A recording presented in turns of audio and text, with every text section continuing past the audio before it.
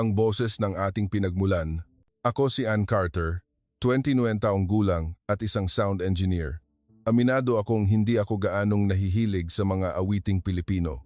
Para sa akin, masyado itong madrama, sobrang sentimental, at parang pinalaki ng husto ang emosyon. Ang mga popular na OPM ay parang ginawa lang para sa negosyo, at ang mga lumang kundiman o harana naman ay para akong gustong matulog sa sobrang kalumaan. Taglay ang ganitong pananaw, ipinadala ako sa Wilson High School sa California para maging audio supervisor ng isang statewide na choir competition. 15 paaralan ang maglalaban-laban dito. Pagpasok ko pa lang sa eskwelahan, may napansin na akong kakaiba. Si Richard Thompson, ang choir director, ay inaayos ang formation ng mga estudyante, pero nakasimangot ako sa estilo niya.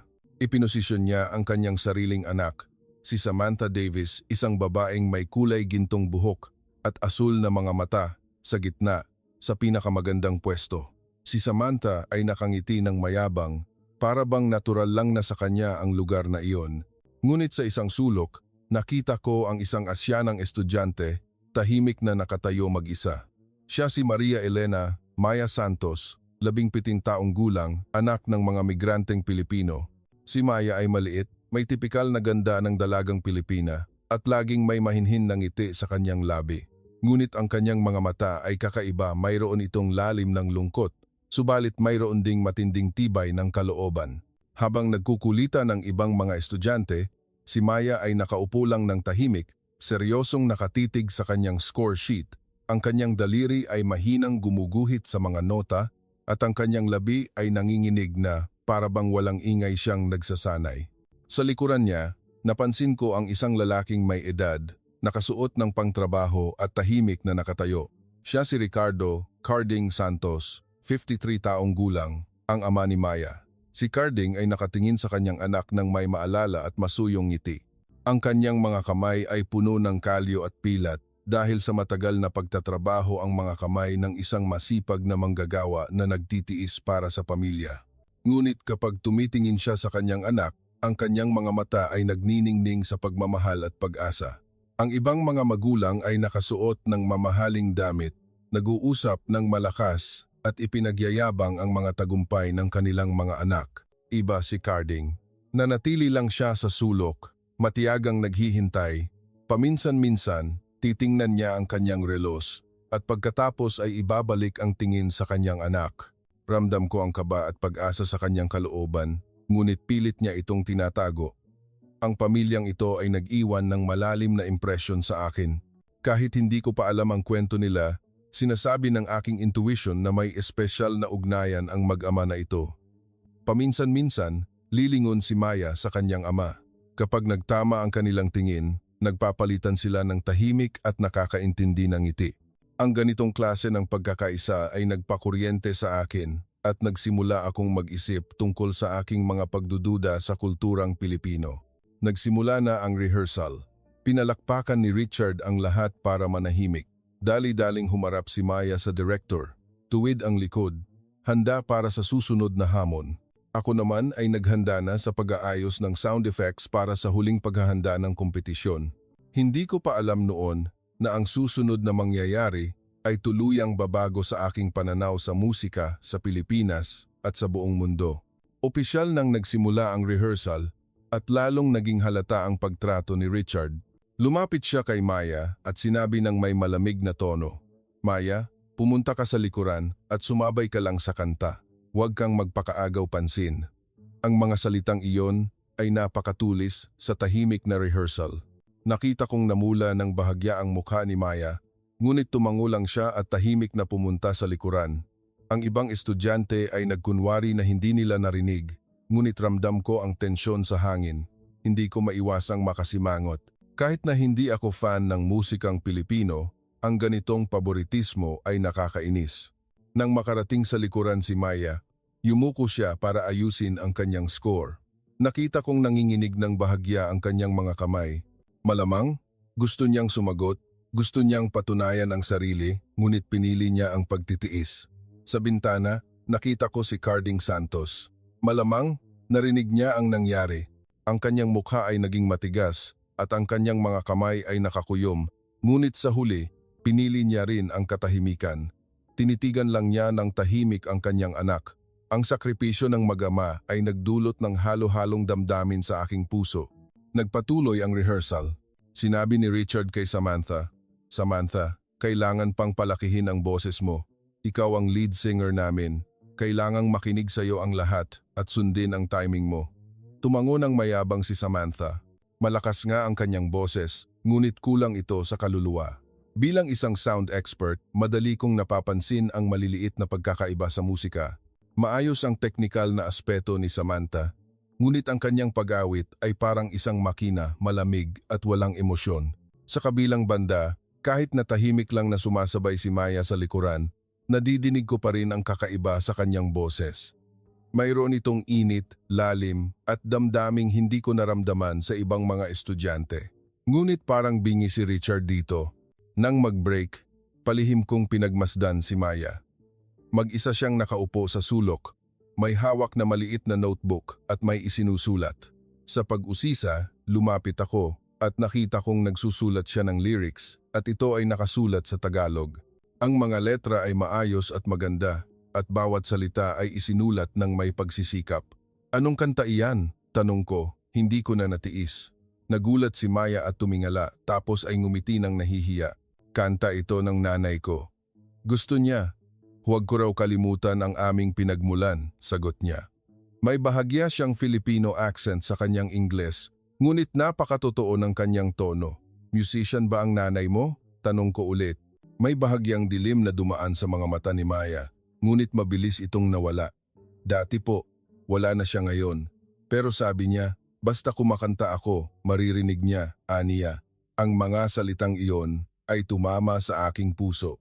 Nagsimula akong maunawaan na ang simpleng Filipinang ito ay may mas komplikadong kwento kaysa sa inakala ko. Nagpatuloy ang rehearsal, ngunit lalong naging masikip ang atmosfera. Lalo pang tumindi ang pagiging istrikto ni Richard kay Maya. "Maya, masyado ka pa ring malakas." Hindi maririnig si Samantha. Ilang beses ko nang sinabi, "Sumabay ka lang." Bawat kritisismo ay parang saksak na tumutusok kay Maya, at pati na rin sa akin. Nakita kong kinagat ni Maya ang kanyang labi, pilit na pinipigilan ang kanyang emosyon. Si Carding naman ay nakatayo pa rin sa labas ng bintana, tahimik na tinitiis ang kawalang katarungan na dinaranas ng kanyang anak. Sa sandaling iyon, bigla akong nagliwanagan. Ang aking prejudice sa kulturang Pilipino ay maaaring nagpalampas sa akin ng maraming magagandang bagay. Siguro, kailangan ko nang baguhin ang aking pananaw. Pagkatapos ng ilang araw, dumating ang araw ng individual auditions. Ito ang kritikal na araw para mapili ang mga representante ng paaralan sa statewide competition. 15 estudyante mula sa Wilson High ang magpapakita ng kanilang galing ngayon. Si Samantha ang unang sumalang. Pinili niya ang isang popular na kanta. Mahusay ang kanyang teknikal na kasanayan. Malinis ang high notes at matatag ang low notes. Ngunit, tulad ng naramdaman ko dati, kulang ang kanyang pag-awit sa puso at kaluluwa.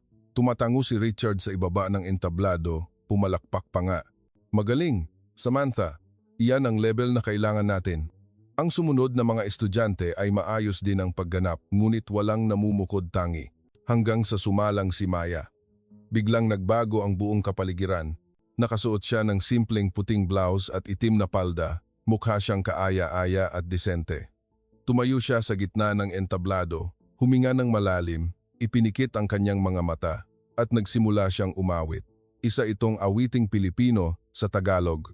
Hindi ko naiintindihan ang mga salita, ngunit mula sa unang nota pa lang, nabigla na ako. Ang kanyang boses ay napakalinis at napakaganda. Para bang direkta itong tumatagos sa kaluluwa. Bawat nota ay puno ng emosyon at bawat salita ay nagkukuwento. Kahit hindi ako Tagalog, ramdam ko ang sakit, pag-asa, pag-ibig at tibay sa kanta. Sa rehearsal room, tumahimik ang lahat. Ang mga estudyanteng nag-uusap ay tumigil. Ang mga gurong nag-aayos ng score ay binitawan ang ginagawa nila. Maging ang janitor sa pasilyo ay tumigil at nakatayo sa pinto, nakikinig ng seryoso.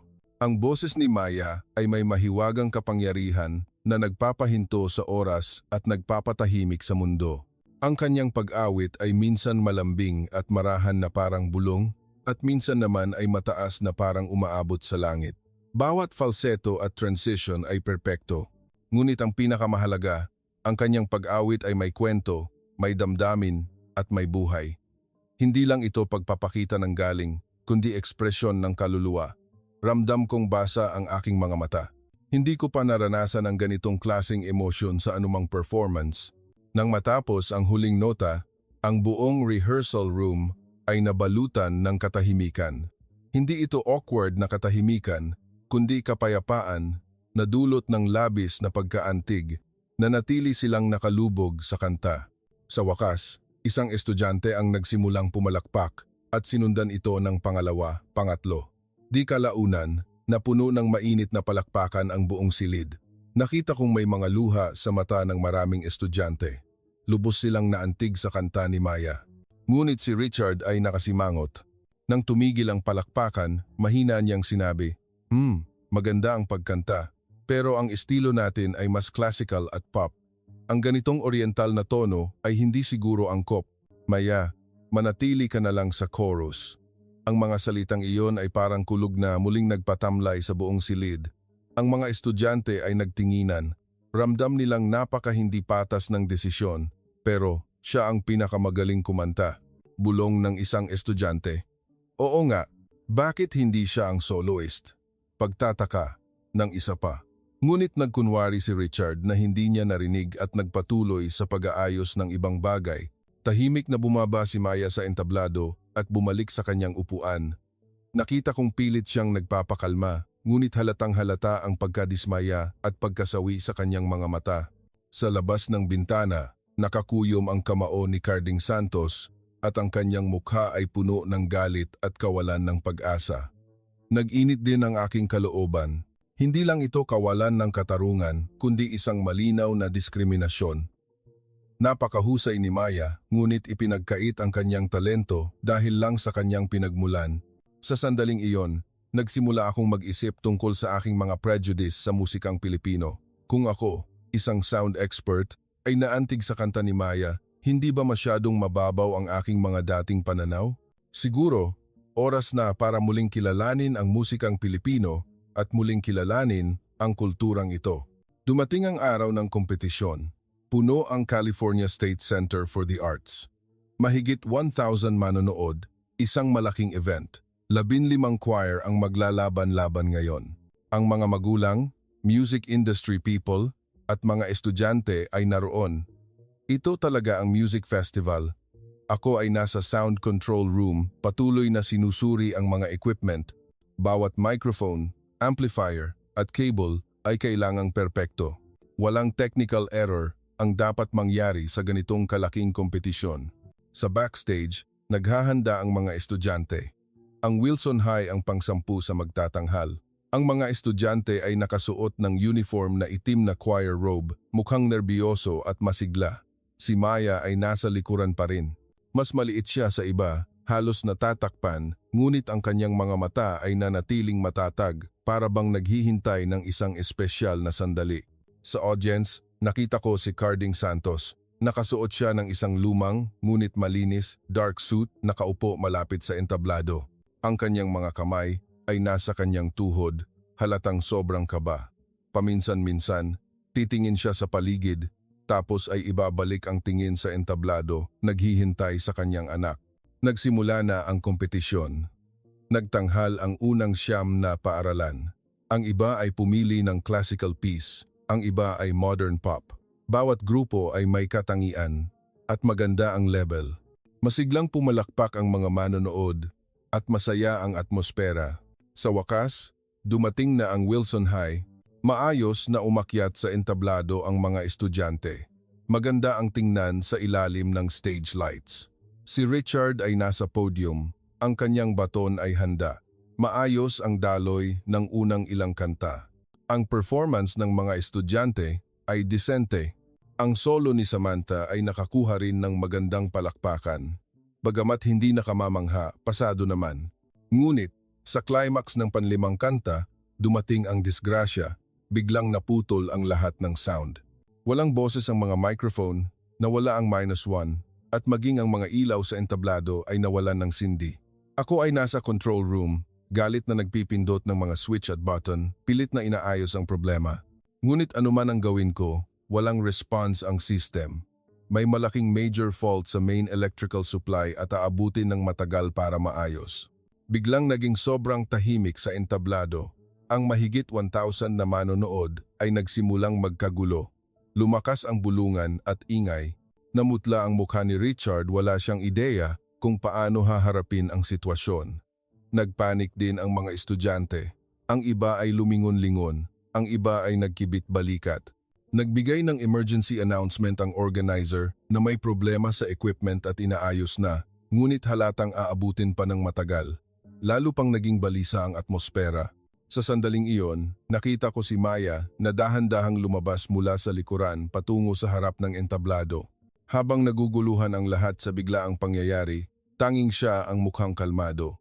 Ang kanyang mga hakbang ay matatag at maganda, para bang ang sandaling ito ang matagal na niyang hinihintay. Lumapit si Maya sa gitna ng entablado. Walang microphone na magagamit. Huminga siya ng malalim at nagsimulang umawit. Walang -1, walang tulong. Tanging ang kanyang sariling boses lang. Pinili niya ang awiting Pilipino na kinanta niya noong audition. Sa simula, medyo mahina ang kanyang boses, ngunit habang tumatagal, lalo itong naging malinaw at powerful sa hindi kapani-paniwalang paraan. Sa malaking performing hall na kayang magpasok ng mahigit 1,000 tao, ang kanyang boses ay umabot sa bawat sulok. Walang microphone o speaker, tanging ang sarili niyang lalamunan ang nakagawa nito. Ang ingay mula sa mga manonood ay unti-unting tumahimik. Bawat isa ay naakit sa biglaang performance na ito. Ako ay nasa control room, nagpipigil hininga at nanonood ng seryoso. Lubos akong nabigla. Hindi ito kapangyarihan ng makina. Ito ay purong, orihinal na boses na nanggagaling sa puso. Isa itong mahimalang bagay na hindi ko pa nakita. Ang boses ni Maya ay umalingaw-ngaw sa buong hall, parang musika mula sa langit. Nakatayo siya sa gitna ng entablado, para bang siya lang ang tao sa buong mundo. Walang stage lights o sound reinforcement na tumutulong. Tanging ang liwanag ng buwan mula sa skylight ang nagbigay sa kanya ng sagradong liwanag. Ang kanyang boses ay malambing at emosyonal, umaawit tungkol sa pagkakalayo at pag-ibig. Habang nagpapatuloy ang kanta, lalo pang lumalawak ang kanyang boses mula sa mahina na humming hanggang sa mataas na release. Bawat nota ay eksakto at bawat salita ay puno ng damdamin. Ako ay nasa control room, mahigpit na nakakuyom ang aking kamay at ang aking puso ay bumibilis na parang gusto na nitong tumalon. Bilang isang sound engineer, nakakita na ako ng hindi mabilang na mga show, ngunit hindi ko pa nakita ang ganitong live performance na nakaaantig sa puso. Hindi kailangan ng boses ni Maya ng anumang equipment na magpapaganda. Ito ay perpekto na. Sa audience, umiiyak si Carding Santos nang hindi pinipigilan. Ang kanyang kalungkutan, sakripisyo, at pag-ibig sa kanyang anak ay lahat ay nasa kanyang mga luha. Si Richard Thompson ay nakatunganga, speechless. Ang lahat ng kanyang pag-aalinlangan at diskriminasyon ay nawala na. Ang cultural barrier ay gumuho na. Nang matapos ang kanta, nanatili ang katahimikan sa loob ng ilang segundo. Tapos, sumabog ang buong hall sa sobrang init na palakpakan. Ang mga tao ay sumisigaw, nagpapalakpak at tumayo. Ito ay hindi lang paghanga sa talento, kundi pagkilala sa tapang at kaluluwa. Sa sandaling iyon, alam kong napanalo ni Maya ang kompetisyon hindi dahil sa teknikal na aspeto, kundi dahil sa puso at diwa. Matapos ang kompetisyon, nagdesisyon ako. Nag-resign ako sa aking trabaho at nagpasiyang gumawa ng isang documentary tungkol kay Maya at Carding. Naintindihan ko na ang musikang Pilipino ay hindi masyadong sentimental. Ito ay puno ng katapatan dahil nanggagaling ito sa puso. Ang documentary ay pinamagatang Puso at Himig, tungkol sa sakripisyo, kultura at pag-ibig. Ang producer ng local TV station ay interesado at mabilis na aprobado ang proyekto. Ilang linggo akong nag-interview kay Carding at Maya. Si Carding ay kinakabahan sa harap ng kamera, ngunit ang kanyang mga salita ay totoo at nakaaantig. Hinding-hindi ako nagsisisi, aniya. Kahit nawala ang trabaho ko dati, nakita ng anak ko ang sarili niya dito. Mahalaga ito kaysa sa anuman. Walang hangganan ng musika, at wala ring hangganan ang pag-ibig. Si Maya naman ay mas natural sa kamera. Gusto kong iparating sa pamamagitan ng aking boses ang kagandahan ng Pilipinas. Kami, mga Pilipino, ay mahilig kumanta dahil ang kanta ang nagpapahayag ng aming pinakamalalim na emosyon. Sana, magustuhan din ng mga kaibigan kong Amerikano ang OPM tulad ng paggusto ko sa American music, aniya. Nang ipinalabas ang documentary, sobrang init ang response. Maraming manonood ang tumawag sa TV station, sinasabing labis silang naantig sa kwento. Hindi ko inakala na ang kulturang Pilipino ay may ganitong lalim. Ang kwento ng pamilyang ito ay nagpatuklas sa akin kung ano ang tunay na tagumpay at katapatan. Nag-apologize ako publicly sa show, sinabing mayroon akong malaking prejudice sa kulturang Pilipino dati. Ngunit ang Pamilya Santos ang nagturo sa akin ng tunay na pag-unawa, kailangan mong bitawan ang prejudice at makinig ng buong puso. Ang documentary na ito ay hindi lang nagbago sa pananaw ng mga manonood tungkol sa Pilipinas, nagbago rin ito sa direksyon ng aking buhay. Nagdesisyon akong personal na pumunta sa Pilipinas para makita ang lupaing pinagmulan ng magandang musika na iyon. Nang malaman ni Carding ang plano ko, nagniningning ang kanyang mga mata sa kasabikan. Ann, kung pupunta ka talaga sa Pilipinas, ipapakilala ko sa iyo ang aking pinakamatalik na kaibigan. Dadalhin kita sa Cultural Center of the Philippines, kung saan kami unang nagkita ni Linda at sa aming paborito na palengke para makita mo ang pinakamagandang tanawin sa Pilipinas. Away, ang aking mga kasamahan ay nagulat sa aking pagbabago. Talagang nagbago si Ann. Dati, ayaw niya sa Asian music. Tama, nagbago talaga ako. Ang kanta ni Maya ay hindi lang nanalo sa mga manonood noong gabing iyon, nanalo rin ito sa aking puso na puno ng prejudice. Natuto ako kung ano ang tunay na pagiging bukas at tunay na pag-unawa. Pagkatapos ng 3 buwan, sa wakas, tuntong na ako sa lupa ng Pilipinas. Nang bumaba ang eroplano, nakita ko mula sa bintana ang hugis ng Pilipinas, mga luntian na bundok, asul na dagat, at mga kumikinang na ilaw ng syudad. Ang lupaing ito ay mukhang napakaganda at buhay. Ako ay sabik at kinakabahan. Ito ang una kong biyahe sa Asia at una kong mararamdaman ang bayan na laging kinukwento ni Maya at Carding. Ang Ninoy Aquino International Airport ay mas moderno at masigla kaysa sa inakala ko. Puno ng Tagalog na usapan at nakita ko ang pamilyar na baybayin ng mga karatula. Ang cultural atmosphere na ito ay bago at nakakaaliw sa akin dahil nag-aral na ako ng Tagalog ng ilang buwan. Isang linggo nang mas maaga umuwi si Carding para salubungin ako sa airport. Nang lumabas ako sa customs, nakita ko siya na may hawak na sign na nakasulat ang pangalan ko sa Ingles. Halos hindi ko siya nakilala. Nagbago ang kanyang itsura. Tinanggal niya ang kanyang work uniform na laging suot niya sa Amerika at nagsuot ng malinis na light blue polo at dark pants. Maayos din ang gupit ng kanyang buhok. Ang buong pagkatao niya ay masigla at makisig. Sa kanyang pagbabalik sa bayan, ang kanyang mga mata ay nagniningning muli ng matagal nang nawala na liwanag. Ang kanyang ngiti ay mas sumisikat kaysa noong nasa Amerika siya. Ann, welcome to the Philippines, sabi niya sa matatas na Tagalog at inulit niya ito sa Ingles. Dadalhin kita para makita ang tunay na Pilipinas. Tingnan mo kung gaano kaganda ang aking bayan. Ang kanyang boses ay puno ng pagmamalaki at kasabikan. Parang isang bata na sabik na ipakita ang kanyang koleksyon sa kaibigan. Mula sa airport patungo sa Maynila, si Carding ay parang isang professional tour guide, patuloy na nagpapakilala sa mga tanawin sa daan. Tingnan mo ang bundok na iyan, ang Taal Volcano. Napakaganda kapag sumisikat ang araw, diyan ang Manila Bay. Diyan kami madalas maglakad ni Linda noong magjowa pa kami. Sa harapan ng Makati City, makikita mo ang skyline. Ang kanyang tono ay puno ng pag-ibig at pagmamahal sa lupaing ito na nagparamdam sa akin ng sobrang kasabikan para sa nalalapit na Philippine trip. Ang una naming destinasyon ay ang Cultural Center of the Philippines. Ang imposing na structure na ito ay nasa Roxas Boulevard, pinagsama ang classical na Filipino style at modern design. Habang nakatayo sa plaza sa labas ng CCP, ang mukha ni Carding ay naging malalim at mapanuri. 20 taon na ang nakalipas, dito ko unang nakita si Linda sa entabladong ito, sabi niya. Ang kanyang boses ay naging napakahina. Iyon ay isang concert na tinatawag na Rhythm of Love. Kinakanta niya ang kundiman na Bayan Ko. Siya ay 23 taong gulang pa lang noon, nakasuot ng white performance outfit. Napakaganda na parang isang anghel. Ang kanyang boses ay napakalinis at nakaaantig. Ang buong hall ay nanahimik sa kanyang kanta. Naakit ako agad. Sa sandaling iyon, alam kong nahanap ko na ang aking soulmate. Dinala niya ako sa loob ng CCP Main Theater at itinuro ang gitna ng entablado. Diyan nakatayo si Linda. Nang kinanta niya ang kanta, ang buong hall ay tumahimik.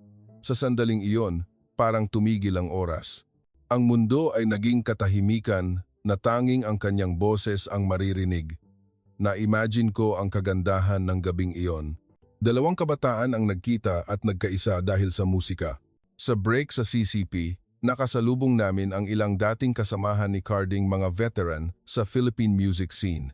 Sila ay labis na maligayang sumalubong sa kanyang pagbabalik. Carding, sa wakas, bumalik ka na. Isang matandang lalaki na may puting buhok ang nag-shake hands sa kanya. Lahat kami ay na-miss ka at na-miss din namin si Linda. Narinig namin ang performance ni Maya sa Amerika. Proud kami sa inyo. Ang init ng mga lumang kaibigan na ito ay nagparamdam sa akin ng lalim ng Filipino warmth at hospitality. Sa sumunod na mga araw, dinala ako ni Carding sa iba't ibang sulok ng Maynila. Nagpunta kami sa Quiapo Church para maramdaman ang debosyon ng Pilipino. Naglakad kami sa makulay na intramuros para maranasan ang colonial history ng Pilipinas. Nagpunta kami sa National Museum para hangaan ang Philippine art at treasures. Ngunit ang pinaka-hindi ko malilimutan ay ang gabi namin sa Salcedo Saturday Market. Ang market ay masikip at punong-puno ng tao. Ang amoy ng iba't ibang Filipino street food ay nakakaakit at nakakatakam. Si Carding ay masiglang hinila ako mula sa isang stall patungo sa isa pa. Ito ang taho, ito ang balut, ito ang halo-halo. Ang bawat isa ay classic Filipino food. Kailangan mong tikman. Ang kasiyahan niya ay nagpaantig sa akin sa Filipino hospitality at attitude sa buhay. Ang mga tao dito ay laging nakangiti at matulungin. Nararamdaman kong komportable ako dito para akong nasa bahay kahit na foreign ako. Pagkatapos ng ilang araw, dumating din si Maya sa Pilipinas. Nag-summer break na siya sa Amerika at mananatili siya sa Pilipinas ng 1 buwan. Nang makita niya ako sa NAIA, masigla siya na parang isang bata. Ate Ann, sa wakas, dumating ka na. Ang tagal kong hinintay ang araw na ito. Nakasuot siya ng pink dress at nakatirintas ang buhok. Mas masigla siya kaysa noong nasa Amerika. Dadalhin kita sa aking paboritong lugar at ipapakain sa iyo ang pinakamasarap na Filipino food. Hinila niya ang aking kamay, parang kapatid, na nagparamdam sa akin ng sobrang init at pagmamahal.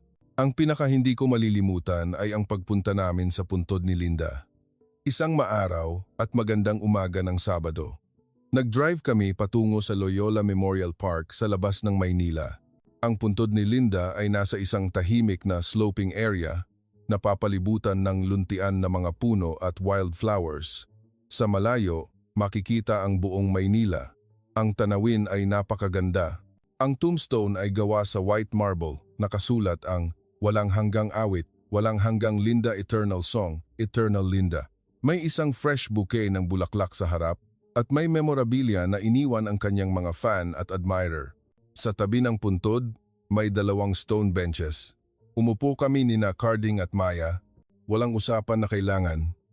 Ang katahimikan ay puno ng pag-ibig, pag-alaala at pag-asa. Si Maya ay nakayuko at tahimik. Ang kanyang mga mata ay puno ng luha, ngunit matatag ang kanyang bibig. Alam kong hindi siya malungkot lang, kundi nagtitiis at nagsasakripisyo. Ang legacy ng kanyang nanay ay hindi lang ang musika, kundi ang pag-ibig at tapang. Si Carding ay naglabas ng panyo at pinunasan ang mga luha ni Maya. "Huwag kang malungkot, anak. Narito ang nanay. Naririnig ka niya. Naririnig niya ang kanta mo sa CCP. Proud siya sa'yo. Sobrang proud." Sa sandaling iyon, nabasag ang huling pader ng aking prejudice. Naintindihan ko kung bakit masyadong emosyonal ang musika ng mga Pilipino. Hindi ito sobrang sentimental. Ito ay taos-puso at totoo sa pinakamalalim na emosyon ng tao, pag-ibig at sakripisyo. Ang kaluluwa ng mga Pilipino ay musika. Ang kanilang buhay ay kanta at ang bayan nila ay symphony na nagpapaantig sa puso ng buong mundo. Pinasalamatan ko si Carding at Maya. Ang kanilang kwento ay hindi lang nagbago sa aking career, binago nito ang aking pananaw sa mundo. Ang boses ni Maya ay nagbukas ng puso ko at ang pag-ibig ng pamilyang Santos ay nagturo sa akin ng tunay na kahulugan ng koneksyon ng tao. Ang aking trip sa Pilipinas ay tapos na, ngunit ang aking paglalakbay sa kultura at musika ay nagsisimula pa lang. Alam kong babalik ako dahil ang puso ko, tulad ni Maya, ay nakakita ng bayan dito. Ang simula ng isang maganda at walang hanggang awit ay nagsisimula na.